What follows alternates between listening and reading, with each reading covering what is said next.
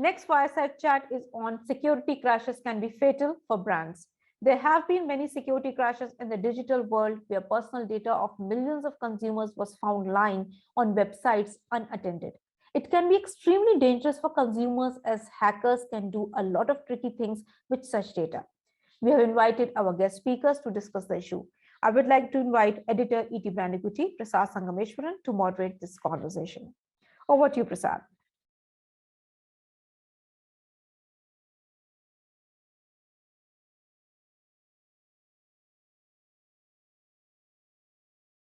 Hello, ladies and gentlemen. It's my absolute pleasure to be moderating this panel, which consists of such distinguished guests like Shubho Sen Gupta and Ram Avasti. It's my pleasure to kind of be a part of this session, which is going to look at the rather serious topic of, how do you deal with security mishaps, and particularly can be fatal for brands.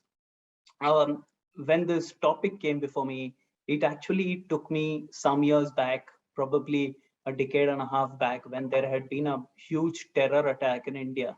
And we were at this early morning press conference, which was being addressed by a Union Home Minister. And obviously, the topic was that was there a huge security failure? And the Union Minister had to say this, that we have to get it 100% right, and the terrorists have to get it right only once. And this is something that is possibly not just true for the entire intelligence mechanism, but also true for us in the IT age. I'm sure the gentleman here will agree with us that security has to be a non-stop 24 by 7 and 100% accurate game. And there is absolutely no scope for failure. Even Six Sigma with its 99.999% accuracy sometimes can fail us because there is not even a 0.001% margin for error. On that note, I would like to kind of request Shubho Sengupta and Ram Avasti to please introduce themselves in one line, and then we can start with this panel. Nice to be here. My name is Shubho Sengupta. I'm an advertising guy primarily, but currently I'm with the IT ministry as a consultant, and you can call me a digital marketer, basically. Thank you. It's my pleasure to be part of this discussion. I'm working for last more than 14 years with Times Group and looking after security for more than 10 years and different aspect of security. So currently leading Ghana as a CTO for its whole technology gamut. So, but to just kickstart this entire discussion, uh, as all of us know, there have been a lot of data breaches in recent times. But do these data breaches have a long-term impact on brands or even countries, as we say? Or is it just like, there's going to be a uproar for a week and then people are probably it's going to be back to normal? So could we open this with like Ram? Could you take this? Yeah. So digital thing is moving very exponentially, and every year it is moving into multifold of scale. And if you look into mobile users, so that has significantly increased in last few years. A lot of data is getting gathered by different business entities, and everywhere electronic exchange is happening about the data. So there are bad actors who are looking and to mine that data, and then there are different motives for data to be extracted by wrong means. So those could be to find financial data, or maybe tarnish the brand image, or sell that data to dark web. So this impacts any business's brand heavily. And looking into the social media thing, so we have uh, it's very viral whenever any brand suffers from any data breach, and it is not very short term. because you lack the trust of users who are interacting with you and doing the transaction with you. And in last few years, if you see, a lot of financial transactions has been happening online. So you put a lot of your credit card information and other information apart from your personal data. So if any such incidents happens, so that tarnishes your brand image, and it is very long term, because the discussion keeps on happening on social media and it reaches very virally to everybody. So it's not a short term loss, it is very long term loss. Okay, we'll come back to that after we hear what Shubho has to say, particularly from a government perspective. Well, I'll tell you from a marketing perspective, from a brand perspective, because I mean, my fundamental, whatever is in brands. So if I can, be allowed the liberty of hitting the reverse button and going back to I think the early 2000s, when there was this huge controversy about a worm found in a bar of Cadbury's. There were pictures which were, put out in newspapers those times. There was no social media really. And, Mondelez spent a lot of money in getting Mr. Bachchan to work as a corporate, face of Cadbury's. And I think in a year or so, it kind of died down, and Cadbury's regained its, equity, its market share, etc. Okay. So, but those days are over, now we are at a, critical juncture where, it's all digital by default. And as Mr. Awasthi was saying, right, reputations are ruined in just a day's time, things, negative news going viral and so on, So, I mean, you can no longer get a brand ambassador to kind of undo the damage that a data breach, if I can call it that, a security breach can, pose to your brand equity, or the Domino's incident, or the MobiKwik incident. Those are still fresh in our minds, even though they happened probably, I don't know, a year or two back. So I would be hesitant to, I mean, as a individual, as a citizen, the credit card, to share my details with a lot of companies that have, to my mind, a very secure or weak system of protecting my identity in an age where everything is online. I mean, my history, my present, my future, everything is online. So that could compromise my rights in a huge major way. So that's where we are right now, I think. And I think Mr. Awasthi, Ram, also pointed it out. In this day and age where businesses are run from the cloud, we have to be extra careful about the damage to equity, brand equity. Okay, so Ram, since on that note, I would like to ask you that what are some of the safeguards that organizations put in place, because there is very little margin for error. Yeah, you rightly said that any hacker or bad actor has to get success once, and you have to be right and correct every time. So anytime if that happens, you are just gone for toss. So to ensure that nothing such incidents happens, we need to solve it on every fold of the business you do, from humans, means employees, to all the systems, to your engineering, everywhere. And humans are the weakest link. So training, human training or employees training is very important and stringent. It should be very stringent, so that any phishing, so lot of enterprises go through phishing attacks or social engineering attacks to fetch access to the systems. So though you can make all your systems very strong, but if your human chain is weak, then it's very probable that somebody can enter to your system. So first thing and foremost is training your human power or your workforce, that what all attempts can happen and how to handle those, and proper reporting mechanism if something fishy is there. So whole human chain should working after. Every individual should take that responsibility that if anything fishy is happening, then just report to proper department, security department. Then coming back to all the processes and the systems. So you should have all the technologies, investment in right technologies on all the layers. And if there is an engineering department or engineering team who are working into certain systems, so they should also be trained and proper process from design of any software to production, and then keeping eye on production systems. So that is again very important. uh, and right investment, and then making stakeholders uh, to believe on security first approach. So I have seen in most of the organizations, security is the last mile thing.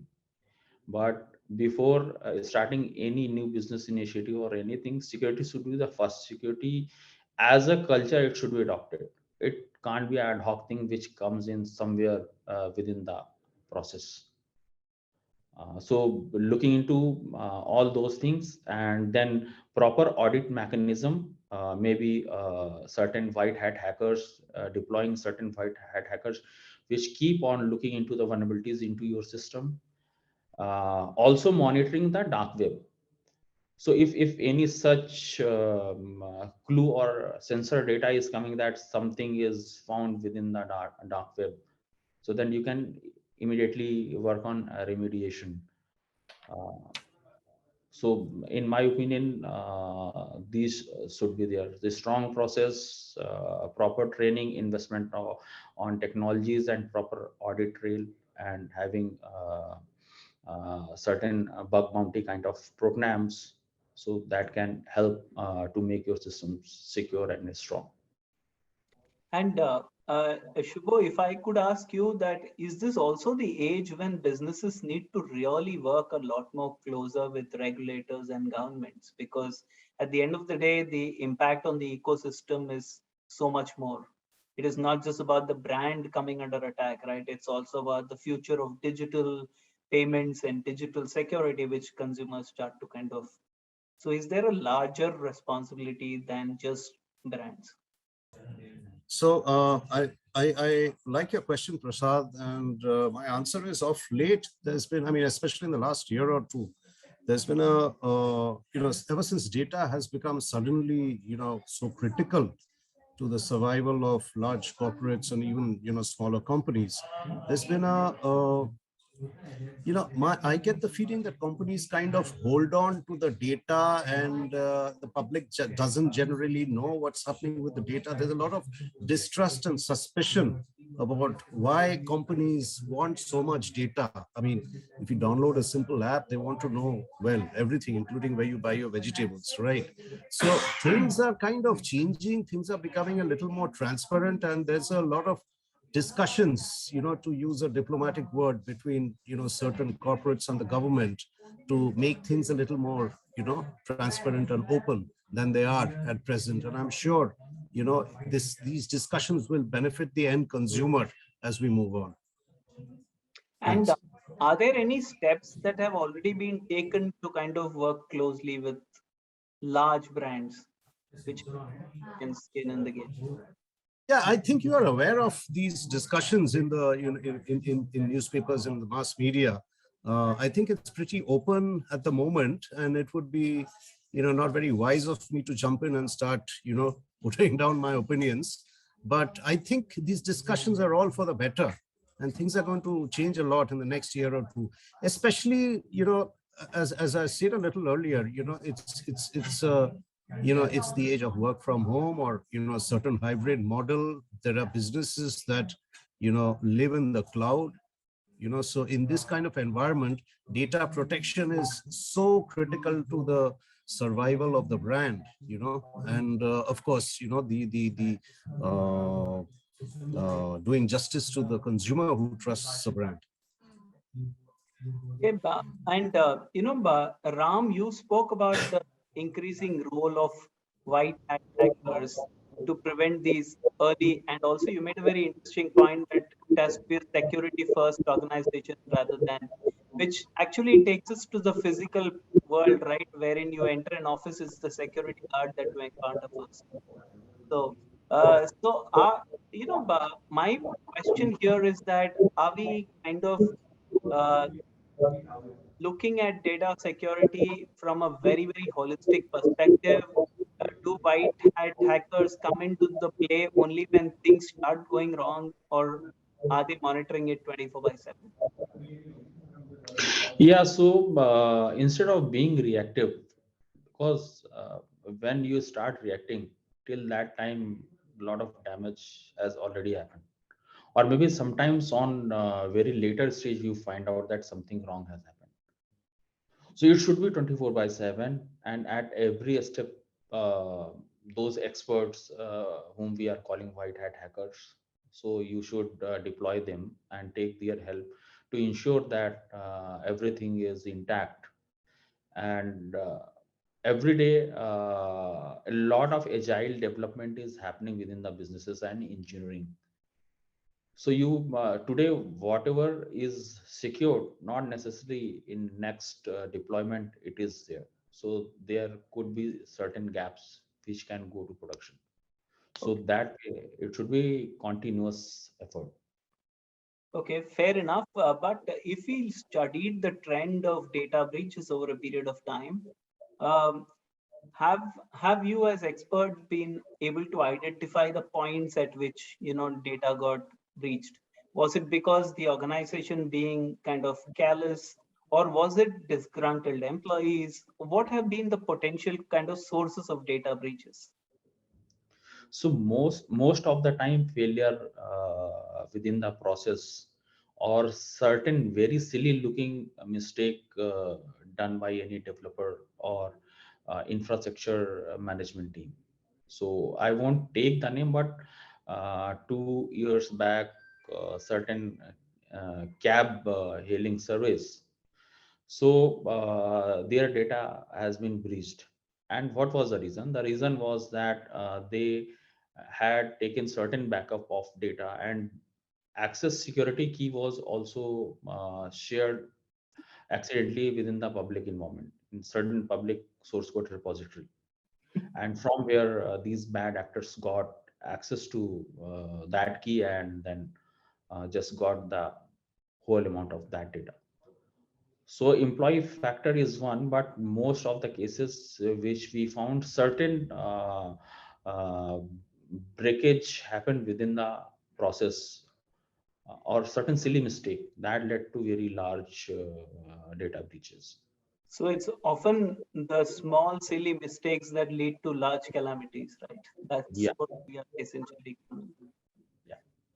And how do we close the gap on silly mistakes? Because usually people do not pay enough attention to the tiny things, right? So there comes, if we talk from engineering perspective. So before doing any deployment or access to uh, production systems, so one is access control should be properly defined, and that should be very stringent. And then processes should be strongly followed. So there should be no scope of any gap from where any such thing can happen. So before moving anything to production, that should be properly audit all the security tools. They should scan them, and then only it should go to production. Okay, and if I can kind of change the tangent of this conversation and ask Shubho, is there a strong enough case to build uh, India as a brand that really can take e-security to the next level? Yeah, I'm glad you brought this up. There's this, school of thought which says that India is, especially in the, for the developing world, right? And that, India can be a beacon of, security, engineering, etc. companies like, Zoho, it's not exactly a security company, but I'm saying it's a homegrown, almost a homegrown kind of success. And there are many other security companies, falling into shape already, up and running, catering to the developing world as we know it, Southeast Asia, Sri Lanka, Bangladesh, etc., the Middle East. So it's only getting better. And, the government, the ministry is especially, very much aware of, the opportunities and, the challenges that is. So I'm glad that you brought it up, and I'm sure it's going to happen in the next 2-3 years. Um, and since we started speaking about that there are going to be long-term repercussions on the brand, once a brand kind of falls into this kind of, once a brand faces a data breach, what are some things that they can probably do? And here I'm asking to probably wear your branding hat and give some recommendations on what are some ways to kind of quickly bounce back. I think finally what works is transparency. I mean, all the data breaches that I've seen, there was some, major communication gap between the public and the brand, after the, this thing happened. So I'm sure, we're going to get, I mean, I thought the MobiKwik episode was very embarrassing, from a brand perspective, the way they kept denying things that happened, if I may take the name, but they've done well since then. Uh, so communication between the public will be a little more transparent and trustworthy on both sides. And like I was saying a little earlier, we will only take information that we really need to. We will not sell it to advertiser. I remember when I got into, digital marketing about 15 years back or so, there were all these long lists of email, databases just floating around in the market. Thankfully that's kind of come down now, partly thanks to Google. Uh, but much work to be done on trust and transparency as far as brands are concerned. Brilliant. Yeah. And if I can kind of also ask Ram a similar question, uh, do brands live in denial when a data breach occurs? Okay. Uh, Shubho touched upon transparency, but more often than not, brands say that, oh, the damage is not as big as it is supposed to have been reported and so on. So would you kind of want to take this? Yeah. So this is very important point, and Subho has touched very rightly about transparency. So generally, we have seen two types of responses. One is outrightly denying that nothing such thing happened, or no such private information was there, or it was a staging database or something like that. Or maybe downscaling the impact, means saying that it is was just X percentage of users has certain data which has been compromised. But nowadays, since all this data is available on dark web, and eventually that gets propagated through social media, that this data is available somewhere else. And if we talk about let's say about passwords and all, so these generally people have tendency to make same password across different digital presence. So once you have got certain access to certain email ID and password, and then you try out the n number of different services, so success rate is about 80% that you will be able to. So it's not only you are impacting other businesses as well, because the nature of humans to have same set of passwords. So responsible disclosure is very important, and then handling any incidents with responsibility, and informing users that what they should do, and informing users with proper strategy of the mitigation plan, and what that brand is doing so that this should not happen again, and what was the exact root cause why it happened. So that responsible disclosure is very important. Then maybe you can regain your trust within the users. Otherwise everybody is smart enough to understand that what you are saying and what exactly happened. Okay, but many a times there have also been these things about these fake messages coming from so-called brands saying, please change your password because it's been hacked. And actually that message is the source of stealing your data. What are brands doing to prevent these fake sirens from going up? So again, let's say if we are saying that some non-legitimate actor is sending these mails that this thing has happened, so this comes under phishing kind of attacks. Yes. Means you are made to believe that you need to change your password, and then something similar looking kind of interface where you put that username and password, and that way they are extracting all the private information, and that is happening in a lot of cases. Recent scam within our own enterprise environment was we were using that time Office 360. So some mail was floating around the corporate environment that there is a disk usage quota out limit, and then you log in somewhere. So that way, those actors were trying to get enterprise access of our internal accounts.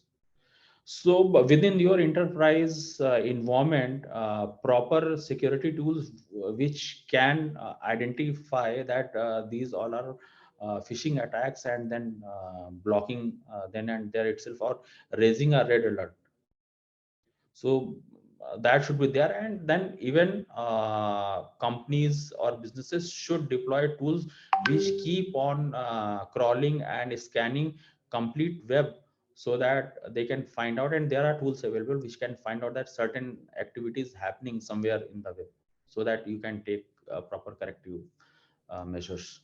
Okay, and since this summit is all about technology, could you kind of throw some light on what have been some of the cutting edge breakthrough technologies to kind of uh, make your organization a fortress that cannot be kind of entered into?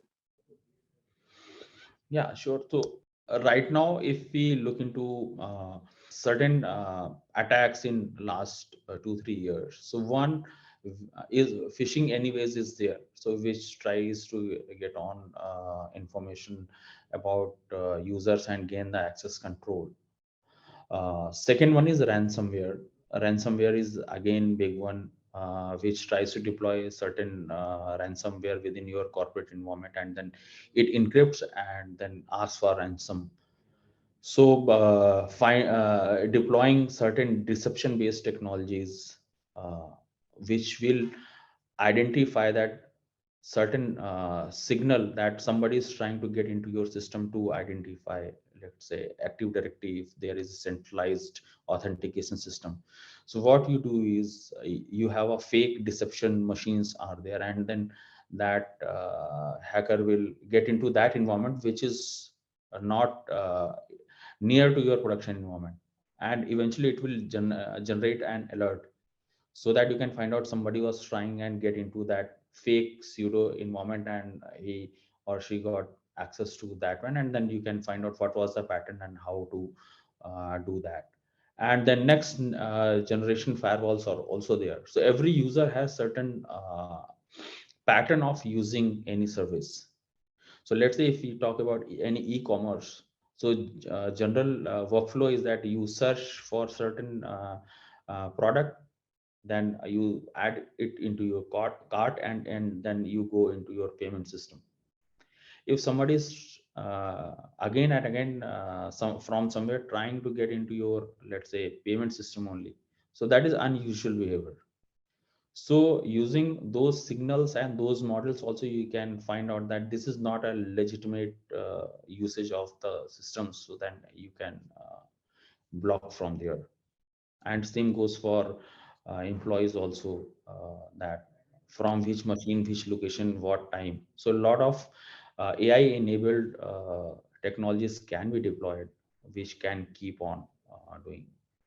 And last one is a lot of micro segmentation or network segmentation kind of technologies can be deployed, so which keeps on looking that what all IP addresses or locations you are sending data, and what is the normal trend. If any abnormal IP address and a reputation of that IP address is not good, and general tendencies, let's say you are sending X MB of data and now that has increased, so obviously something is wrong there. Then you can immediately block it and then do the forensics that what exactly was happening.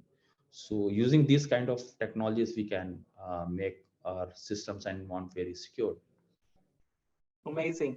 We got a, company perspective from Ram on, what are some of the measures that are put in place. If we can get a nationwide perspective from you, Shubho, on, some of the measures that are being put in place to kind of safeguard the interest of digital consumers in general. Well, like I was saying in my last, thing, that there is a discussion going on between, what is loosely called the IT bill, right? So there's a lot of discussions happening, and it will go on for a while, I guess. But I think it's a very good, positive move from the government to make, I mean, from a consumer, a user-centric, the rights of the consumer. And I think it will open up many other doors and windows to empowering the user or the consumer in this case, right? So, about what is the data that is required of him to avail of a certain service, how safe is the data, so far all the laws in our country were a little wishy-washy. I mean, you could never take a, Facebook or a Google to quote about anything, unlike say Australia or a Europe or Germany. So, so it's we're standing at a cusp, and it would be premature for me to, make any statements at this point. But I think this is the first time that, such a democratic dialogue is happening. Yeah, and also I am sure the chief technology officer is going to be very happy to hear this.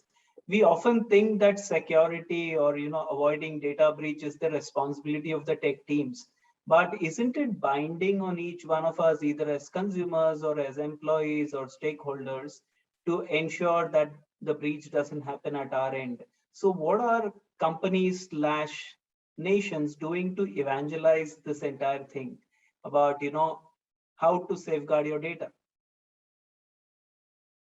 Because not everybody is a digital native. If I may add to that, to Prasad's thing, and especially when there are children involved, as young as 14, 15, who have started, I mean, perhaps they're not on e-commerce sites, but they're definitely using, these websites, consumer websites. So their privacy, especially when it comes to, predatory, behavior of a sexual nature. So that's where, this data privacy, data protection becomes very, very important. Ram, would you want to add to this kind of what are kind of some steps that can be taken to make protection a company-wide or a country-wide agenda, rather than it resting only on tech teams? Yeah, so like I have earlier said, that security is everybody's responsibility. True. And training is very important. So we have seen time to time when these phishing attacks started. So major banking applications and banking sites, they keep on sending some sort of communication that you should look into the padlock, you should look into the address where you are logging, and how to ensure that this is not the copy of that. So that is on part of businesses that training end user is also very important. So if, let's say, you have made everything very strong enough and secured, but end user is not trained, then these kind of attacks, phishing attacks or other attacks, can lead end customer or consumer to make these hackers malafide intention successful. And these are if we look into a lot of OLX scams, so these days. So now individual businesses can't do. If user is not knowing that what is a right way of doing that transaction, or where they should not get prey of all these things. So that training is very important, and it should be embedded into, so I'll say, like Mr. Shubho said, that for children's and uh, other smaller internet users, because after COVID thing, every kid is now using internet for educational purpose, and they are going to a lot of internet sites. So that training is very important, and within schools and mm, their homes, that training should be there. So training is very important, so that not only the businesses but end users are well equipped to handle such situations.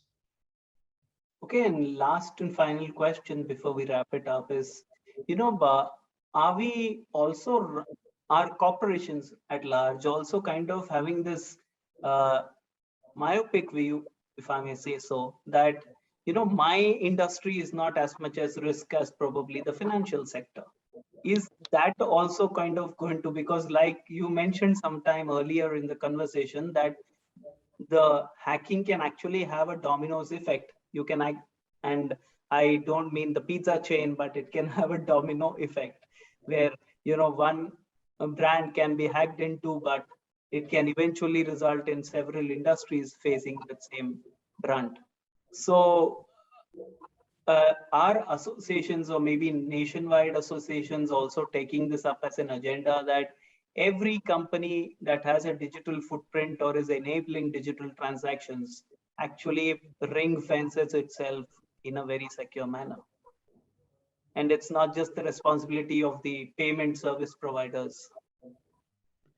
So payment is one part, Yeah, and so payment, why payment is so much highlighted, because it directly impacts certain monetary benefit. But there are certain hacktivists, and if we talk about state actors, so if we talk about a few years back, Northern Grid failure, and we have seen certain movies also on similar nature. So those are not directly into payments, but uh, they are managing lot bigger countrywide life support systems, true. and those are also digitized. So a lot of SCADA based systems are deployed, from which digitally grids are managed. And if anyhow any bad actor gets into those systems, so they can make whole grid fail. So you can see that whole grid is failed, everywhere is blackout.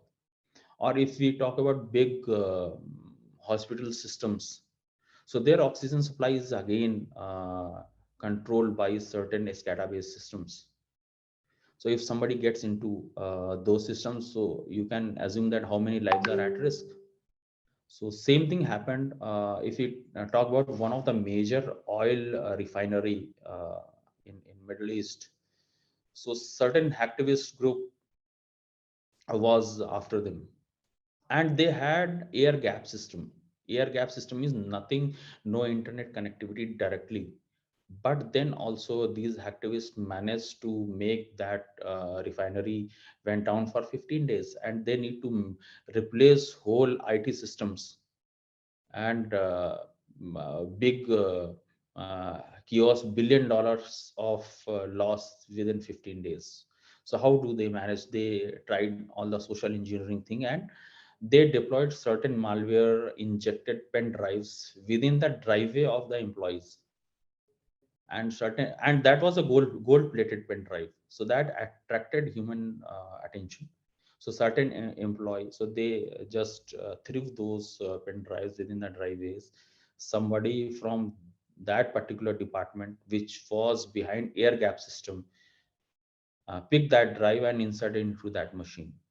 Boom, it replicated within the whole network, and whole refinery went for out of production for 15 days. So it's not only about payment industry. Every industry which is having digital footprint and managed through certain networks and digital systems are prone to this one. Amazing. And it's not just the Middle East that is crazy after gold. And because our country is probably this could cause so much of chaos. So it's such a very important point that you brought up. Shubho, would you like to kind of take this further? No, I was just listening to Ram, and what a wonderful example this, this golden pen drive. And I was thinking, with brands, with consumer brands, it's pretty much the same, which is, when I started working in the mid 90s, it was, there was something called the brand custodian, right? Which was the ad agency, whatever, account manager or the brand manager on the client side and so on. Now there will be the brand security, data security officer, or, vice president data security, who is as important as the marketing head of a company as we move forward, right?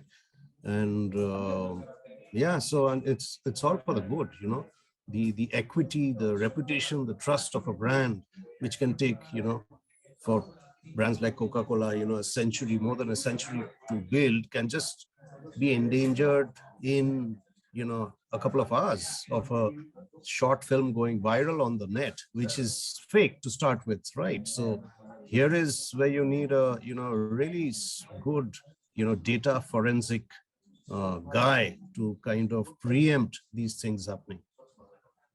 Yeah, thank you. Brilliant, gentlemen, and thank you so much for taking out the time to discuss this topic. It's been so engaging that we can probably go on for another hour and yet feel that there is more to ask. But like they say, all good things have an end. But I'm sure this is going to probably trigger a larger discussion outside of this room and probably bring this entire topic of security into the larger spectrum, not just in the closed doors of boardrooms, but beyond that, into the public consciousness at large. That's what I would kind of probably say. Thank you so much once again, Ram and Shubho, for having taken out your time to join us.